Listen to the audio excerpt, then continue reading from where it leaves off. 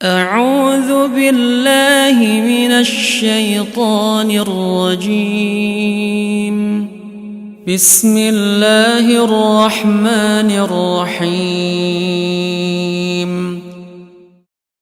بسم الله الرحمن الرحيم. السلام عليكم ورحمة الله وبركاته. الحمد لله الذي أرسل رسوله بالهدى ودين الحق ليظهره على الدين كله ولو كره الكافرون. أشهد أن لا إله إلا الله وحده لا شريك له وأشهد أن محمدا عبده ورسوله. أما بعد. Ikhwati fillah, tidak semata-mata Allah Subhanahu wa taala memerintahkan kepada kita suatu ketaatan, memerintahkan kepada kita untuk melaksanakan suatu ibadah, kecuali di balik ibadah yang diperintahkan itu ada hikmah yang mungkin kita belum mengetahuinya.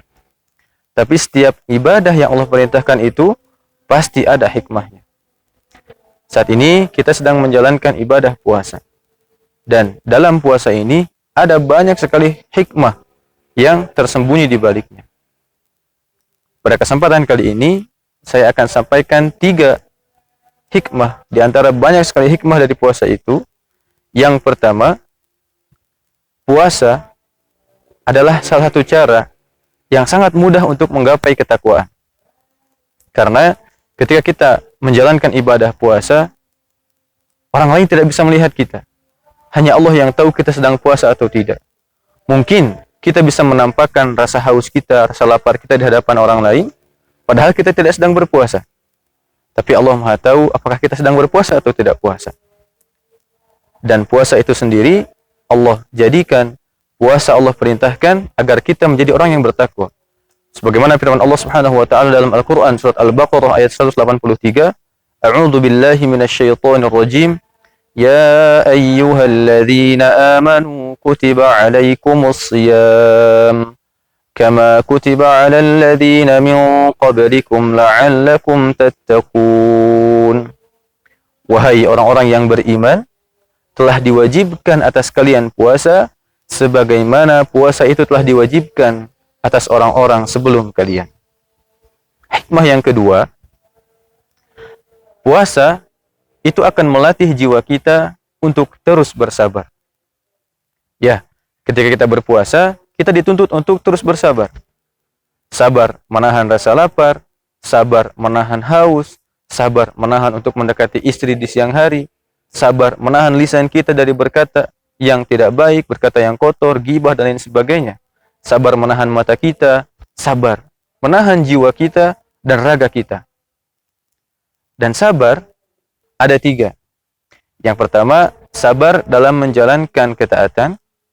Yang kedua, sabar dalam menjauhi yang Allah haramkan. Dan yang ketiga, sabar dalam menerima takdir yang kurang kita senangi. Maka ketika kita puasa, ketiga sabar ini kita aplikasikan. Pertama, sabar dalam menjalankan ketaatan. Tentu ketika kita menjalankan puasa itu, kita sedang menjalankan ketaatan kepada Allah Subhanahu wa taala dengan menjalankan ibadah tersebut. Yang kedua, sabar untuk menjauhi apa yang Allah haramkan.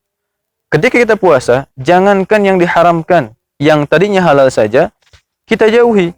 Makan halal, minum halal, kemudian bercampur dengan istri halal.